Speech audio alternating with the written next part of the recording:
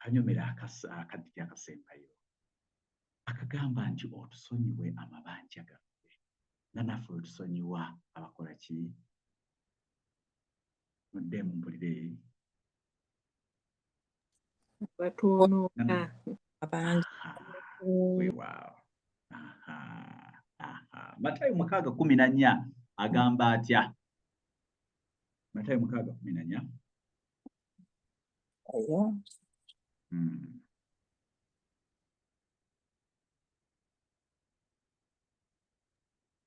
Matayo 6:14 agamba bw'ati.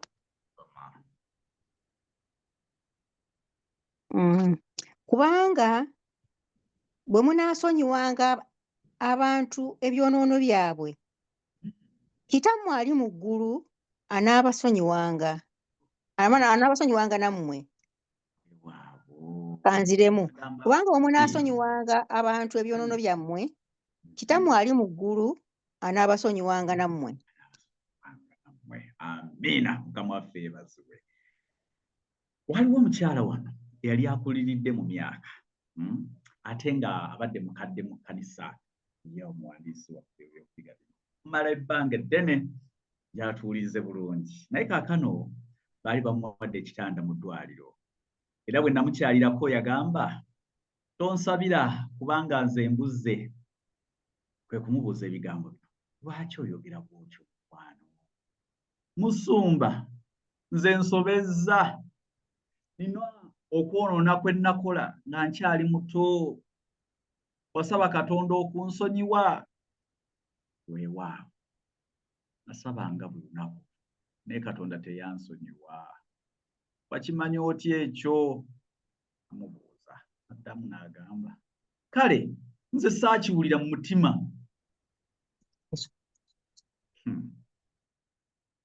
Twayogera ebigambo n'omukyalo ono. Era oluvannyuma lw'emboozi yali empanvu. Omukyalo ono yafuna emirembe. Era n'afuna essanyu mu mutima. Abaagalwa, owulira otya nti n'osonyiibwa? Owulira nga alina ebbugumu mu mubiri oba ekintu ekinnyogoga mu mukono gwo ogwa ddyo oba okukunyonyogera emabega mu nsingo? Okiwulira otya? Bayibuli ekyogera lunye nti bwe twatula ebibi byaffe, Yokaana 1:9, bwe twatula ebibi byaffe, Katonda waffe w'amazima era omutuukirivu okutusonyiwa ebibi byaffe n'okutunaazaako byonna ebitali byakuke. Bayibuli teyogera ku kusonyiibwa bubi butono oba ekigera ekimu eky'ebibi, wabula ayogera kaati nti bwe twatula ebibi byaffe abitusonyiwa byonna. Mukama waffe yeebazibwe. Byonna. Amiina. Naye akakwakulizo mu kino kali liddawa? Kali mu kwatula.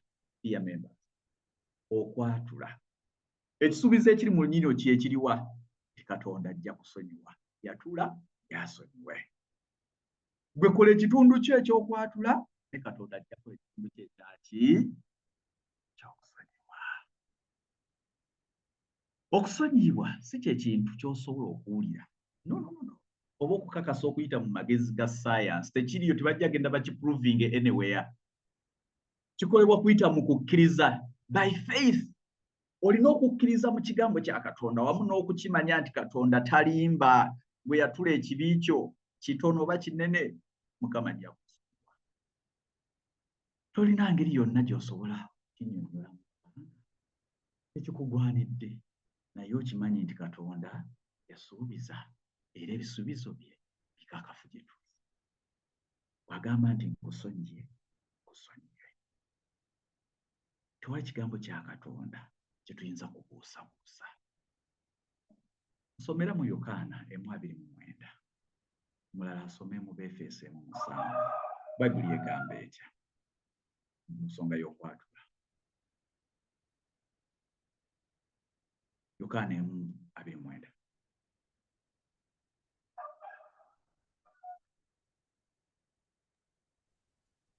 Enjiri ya Yokaana Okay.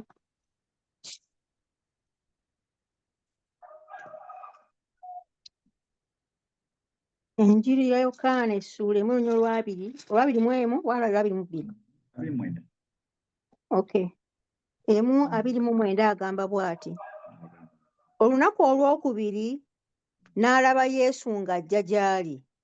N'agamba nti, laba, omwana gw'endiga wa Katonda aggyawo Yes. ebibi by'ensi. Omwana gw'endiga wa Katonda aggyawo ebibi by'ensi.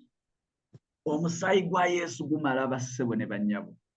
Gumala okununulibwa ebibi byaffe byonna byonna mu musaayi gwe. Efeso 1:7 bw'atyo bw'ayogera.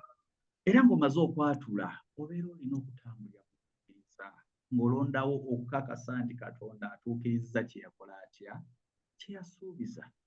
Mu Baruumi atugamba 4:3 Ibulayimu n'akkiriza Katonda ne kumubalibwa okuba obutuukirivu. Tulina okukijjukira bassebo ne bannyabo nti naye omutuukirivu anaabanga mulamu lwa kukkiriza kwokka. Nga bw'okkiriza Katonda akola era bw'otyo n'osonyiyibwa. Togezaako kunnyonnyola oba kufuna bukakafu. Katonda olida aba akikoze kubanga mwalokolebwa lwa kisa kya Mukama ate mwalokolebwa lwa kukkiriza, so tekwava gye muli. Ekyo kirabo kya Katonda ekyokukola ki? Ekyokusonyiwa. Steps to Christ mwanyinaffe N.G. White page 52 agamba okuyita mu kikolwa kino ekyangu ennyo ekyokukkiriza Katonda, Omwoyo Omutukuvu akufunira obulamu obujja mu mutima gwo. Obeera nga omwana azaalibwa mu maka ga Katonda era akwagala nga bw'ayagala mutabani we. Okusonyiyibwa, obutuukirivu, obulokozi byonna bifunibwa nga birabo okuyita mu kukkiriza. Only. Page 51 ayogera n'agattako. Oli mwonoonyi era tosobola kwetangirira ku lwa bibi byo. Tosobola kutuusa mu mutima gwo n'okwefuula omutukuvu, wabula Katonda asuubiza okukukolera ebyo byonna ayita mu Kristo. Bwekkiriza ekisuubizo ekyo kyokka, bw'obeera okkiriza ekisuubizo ekyo, Katonda yeeteerawo obukakafu. Tolindirira kuwulira nga ozze bujja, wabula gamba nti bwe kiri si ku lwa kubanga nkiwulira, wabula olw'okubanga Katonda akoze okusuubiza kwe gye ndi. Bassebo ne bannyabo,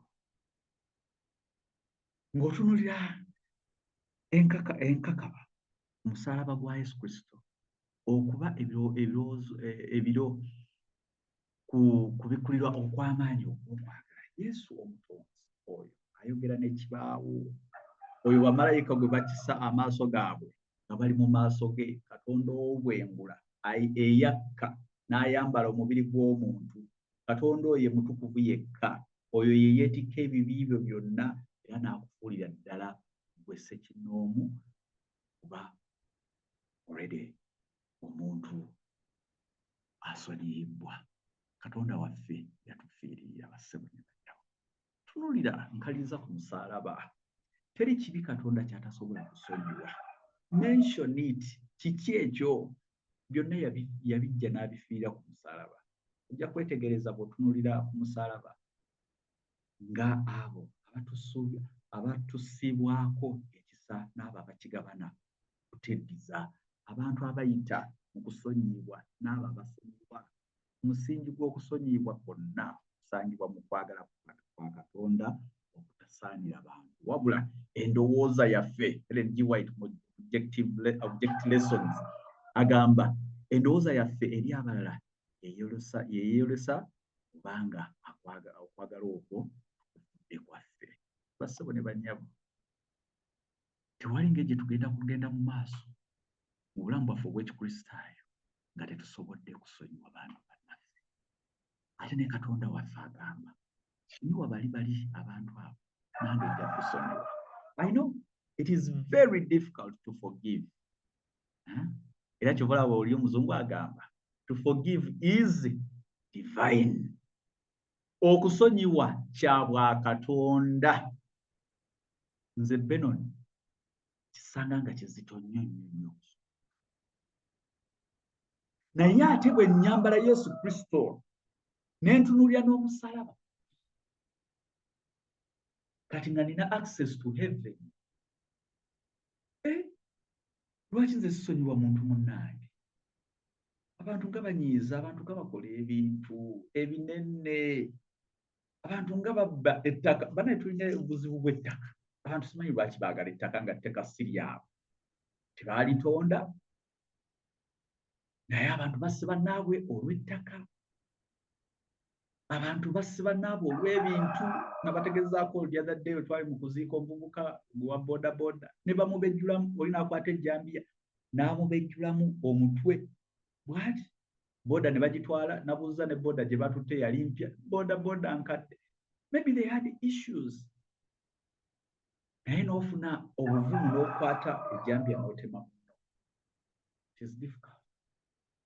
Kibuuzo ne kijja kati omuntu oyo bw'abanga ddala omutegedde eyatemye omuntu oyo osobola omusonyiwa mu buntu. That is very difficult. N'otegera omuntu eyakola obubi, naye Katonda agamba nga tonajja ku wootaali, nga tonaleeta nsonga zo ku wootaali, sooka ogenda otereza ensonga ne munno, sooka osonyiwe. Sooka osonyiwe. Nange bw'onooba osonyiye omuntu oli, nange nja kusonyiwa. Ate nze alina enteekateeka eri obulamu, ebintu byonna bijja kutambula bulungi. N'olw'ensonga eyabaagala, saba Katonda. Saba Katonda. Eri Matayo atugambye, kubanga bwe munaasonyiwanga abantu ebyonoono byabwe, Kitammwe ali mu ggulu nammwe anaabasonyiwanga ebyammwe. Abaagalwa, Mukama atuyambe, atuwa amaanyi ago agasonyiwa, ate twerabire. Forgive then forget. Katonda tajja abisa buli ogamba Mukama naye point mu nsonga eno badde egamba Katonda onsaasire, onsonyiwe. Era Katonda akusonyiwa. Togenda kiwulira mu mukono mu mugongo nti akusonyiye.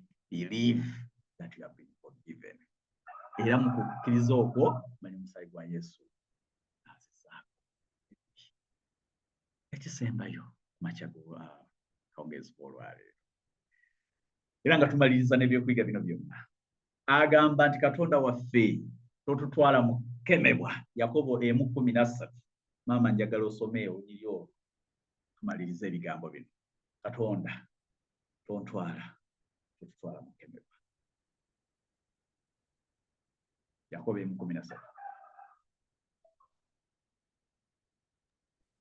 Yakobo 1:13 agamba bw'ati. Omuntu yenna bw'akemebwanga tayogeranga nti Katonda yankema, kubanga Katonda takema na bubi. Era ye yennyini takema muntu yenna. Naye buli muntu akemebwa nga awalulwa okwegomba kwe ye, n'asendebwasendebwa. Okwegomba okwo ne kulyoka kuba olubuto ne kuzaala okwonoona. N'okwonoona okwo bwe kumala okukula ne kuzaala okufa.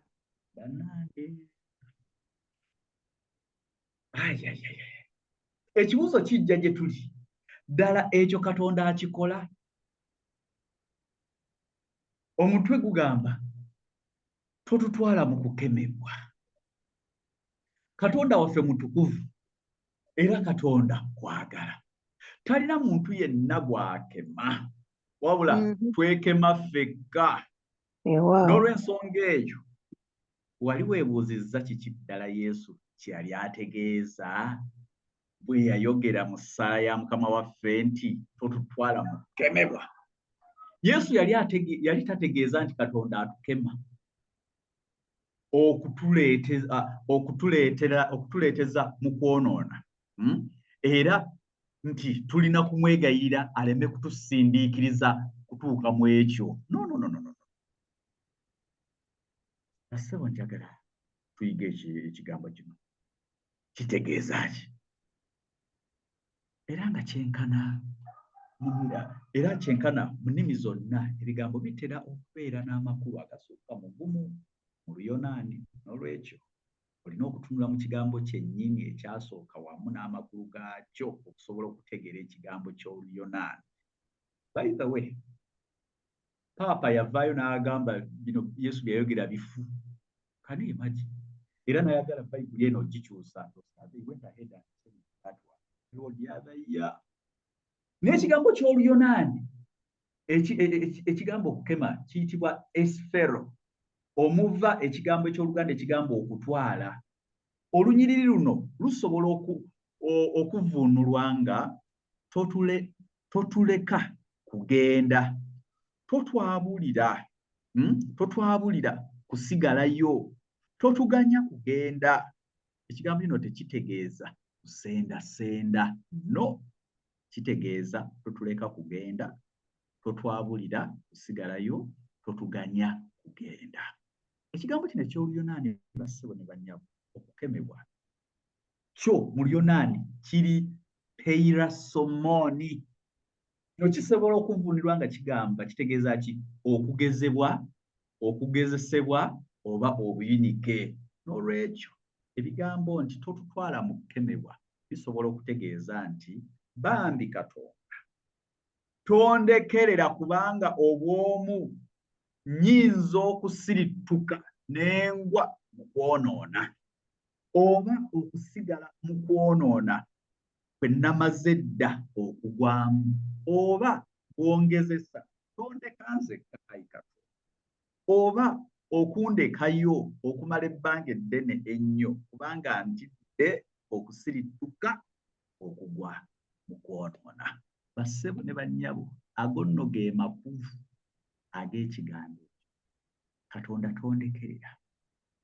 Emirundi mingi egimu Katonda akkiriza oba okuteeka mu mbeera ezimu olw'okutuyamba okutegeera omutima gwo n'omwoyo gwo bwe biyimiridde. Okutuyamba okuggula amaaso gaffe tulabe nga bwe tuli era ne biki bye twetaaga. Bayibuli eri mu Kubikkulwa 17 ayogera ebigambo bye. Tumanyi nti ng'oli munaku ggwe era osaasirwa busaasirwa, era omwavu, era omuzibe ow'amaaso, era oli bwereere. Bw'omanya nti oli mulwadde okola otya? Ogendera omusawo. Naye osobola otya okukikola ku nsonga gy'otomanyi? Bassebo ne bannyabo, mwannyinaffe agamba mu kitabo The Great Controversy, page 471. Bwe twetunuulira nga bwe tuli, tuzuula nga bwe tuli aboononefu, era ne tumanya nti twetaaga Yesu. Abantu ababeera okumpi ennyo ne Yesu banguyirwa okulaba obulungi ennyo obugongobavu bwabwe n'obwononefu bw'olulyo lw'omuntu, era essuubi lyabwe lyokka nga lyesigamidde ku bisaanyizo by'omulokozi eyakomererwa era n'azuukira. Katonda yagezesa kabaka Zeddekiya eri mu Byomirembe 32:11 mu ngeri 17 wagamba nti Katonda agezesa emitima gyaffe. Dawudi mu Zabbuli 26:2 Dawudi yasaba nti onkebere Ayi Katonda, onkeme. Peetero mu Peetero ekisooka 4:12 agamba nti okwokebwa okutubeeramu kujja gye tuli olw'okutukema. Bassebo ne bannyabo, endaba ey'obwononefu bwaffe etukulemberamu n'etutuusa eri oyo asobola okutuddiramu. Emmeeme bw'ezuula obuteeyinza bwayo eyayanira Kristo era ne yeebikkula mu buyinza. N'olw'ensonga eyo omulabe waffe ow'amaanyi anoonya buli kaseera omuntu aseese akimanyi nti bwe twekutula ku Katonda kiba kyangu nnyo okugwa mu kwonoona. Very true. Era mu kitundu ekisembayo eky'essala ya Mukama waffe Yesu agezaako okukkaatiriza ekyama eky'obuyinza n'obuwanguzi. Agamba nti essuubi lyaffe lyokka kwe kubeera mu Yesu n'okubeera ne Yesu munda mu ffe, obutategana yadde okwawukana. Kristo mu mmwe essuubi ery'ekitiibwa. Abaagalwa, nnyiriri nnyingi nnyo tetugenda zisoma, naye mu byonna tufubenga beera nga tuli kumpi ne Yesu Kristo. Tubale ebibala. Tugamba tubala tutya ebibala? Maama nsomera kano wakiriko tukasome. Yokaana 15 paka 5. Kino kikulu nnyo nga tumaliriza ebigambo bino. Agamba atya? Yokaana 15. Kano olunyiriri Olusooka. Nze muzabbibu ogw'amazima, ne Kitange ye mulimi. Buli ttabi Genda maaso paka ku 5. Nze muzabbibu ogw'amazima, ne Kitange ye mulimi. Buli ttabi eriri mu nze eritabala bibala aliggyawo, na buli eribala ebibala alirongoosa, yeeyongerenga okubala. Mmwe kaakano mumaze okuba abalongoofu olw'ekigambo kye mbagambye. Mubeerenga mu nze nange mu mmwe. Ng'ettabi bwe litayinza kubala bibala byokka bwe litabeera mu muzabbibu, bwe kityo nammwe temuyinza bwe mutabeera mu nze. Nze muzabbibu, nammwe matabi. Abeera mu nze nange mu ye, oyo abala ebibala ebingi, kubanga awatali nze temuliiko kye muyinza kukola. Bassebo ne bannyabo, byonna bye tuyiza okuva ku lunaku olusooka paka ku lwaleero, bw'obanga teweetwalidde kintu kyonna, nkwegayiridde wekwata bukwasi Yokaana 15 okuva ku lusooka maama by'asomye paka olwokutaano, ekyo kijja kumala mu nnaku zaffe zimeze 10. Kristo agamba byonna biva mu nze. Everything comes from Kigundu Benon Lincoln. Tewali kyensobola kutuukako awatali Yesu Kristo. Nothing. Twogera ku kusonyiwa, tosobola kusonyiwa gwe. Benon nze sobola kusonyiwa eyakola obubi. I can't forgive.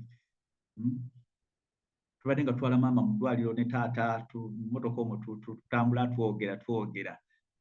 Taata waliwo eyamukola obubi ennyo, naffe ne kyaffectinga famire yaffe okubanga tetuli bulungi. Taata ebintu bye yalina akamotoka ke, kati waliwo muganda we yali mu mbeera nzibu, yeetaaga ssente. Taata n'addira n'awaayo kaadi y'emmotoka. Emmotoka oli n'agyewulirako ssente amala ekizibu kye. Ye kasita baamuwa bwe yafuna ssente n'abyerabirira ddala. Taata tuba tuli awo, akamotoka kaali ka takisi, ate abasajja tebajja, emmotoka ne bagiyimiriza ne bagikwata, emmotoka ne bagitwala, emmotoka ne bagitema, ne bagitunda emmotoka ne bagitema. Teebereza embeera efaanagana bw'etyo.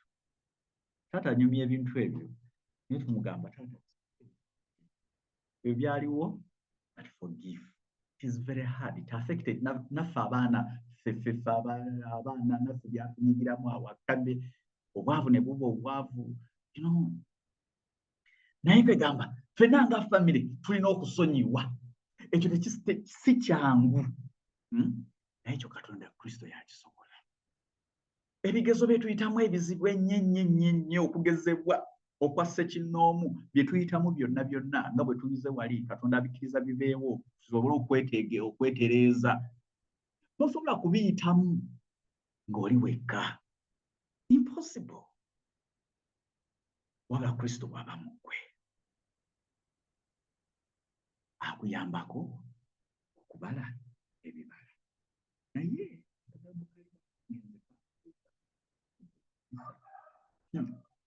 abatabala bibala okusuulira wikati muvansi kino ekyawandiikibwa ky'oba weetwalira. Olunya olwokubiri kakati maama lunzirire mu kwegayirira. Yokaana 15:2 agamba bw'ati, buli ttabi eriri mu nze eritabala buli ttabi eriri mu nze eritabala bibala aliggyawo, na buli eribala ebibala alirongoosa lyeyongerenga okubala. Kakati akonako si kangu mu Bukristaayo. Mulimu Kristo ayagala otutereeza. Ekyo nakyo njagala tukitegeere mu ssala ya Mukama waffe. Oleme okwebuuza ekibuuzo naye lwaki nze. Katonda naye agezaako okututereeza mu ngeri emu oba endala. Ako nako tukategeere. Eyo verse namba 2. Agezaako okutereeza ettabi. Naye essubi ne lijja mu lwokusatu. Soma olwokusatu. Mmwe kaakano mumaze okuba abalongoofu olw'ekigambo kye mbagambye. Amiina nnyo. Genda mu maaso. Mubeere mu nze nange mu mmwe. Ng'ettabi bwe litayinza kubala bibala lyokka, bwe litabeera mu muzabbibu, bwe kityo nammwe temuyinza bwe mutabeera mu nze. Mwanyinaffe Helen White agamba mu Desire of Ages page 324, obukuumi bwokka eri obubi kwe kubeerawo kwa Kristo mu mutima. Abaagalwa, bwe tubanga tujja kuba bawanguzi omwaka 2025, bwe tunaabanga tulaba abawanguzi eyo yonna gye tuwangaalira mu mirimu gyaffe, mu maka gaffe, mu misomo gyaffe, mu mbeera zaffe zonna ez'obulamu, bannange katukkirize Yesu Kristo. Amiina. Yesu oyo agenda tuwanguza, agenda tukolera ebirungi. Katonda akukoowoola leero okusabanga watali kuzikiza. Teri kuzikiza. Teekayo omwoyo, oyitanga erinnya lya Mukama bulijjo likoowoole, litambulirengamu. Toyawukananga ne Kristo. Oyo kabeere ettabaazayo, ekigambo kye kibeere kumpi naawe. Ago ge maanyi gokka agagenda okukuwanguza. Era njagala tumaliriza n'olunyi luno. Ago ge maanyi ga Katonda. Maama soma tumalirize ebigambo. Kitabo kisebo. Yakobo 4:8. Ekisuubizo ekyo tutambule nakyo. Yonna gye tunaabeera Mukama afuuke buwanguzi bwaffe. Agamba atya Yakobo 4:8? Yakobo 4:8 agamba bw'ati, musembererenga Katonda, naye anaabasembereranga mmwe. Munaabenga mu ngalo abalina ebibi, era mutukuzenga emitima gyammwe, mmwe abalina emmeeme ebbiri. Semberera Katonda. Ekisuubizo ekyo nabagambye byonna bye tubize tuyiga okuva lwe twatandika day 1 paka kaakati, ensonga ziizo 2 ze njagala weetwalire. Number 1, manya nti nze Benon sina kye nsobola kukola nga siri mu Yesu Kristo. Nothing. Mwesibeko nnyo. N'ekisembayo Yakobo 4:8, musemberere kubanga naye ajja kusemberera. Ajja kuwanguzisa mu Kristo Mukama waffe. Yessala yaffe olwaleero wa Yesu Kristo. Amiina. Amiina. Amiina nnyo. Nnyo.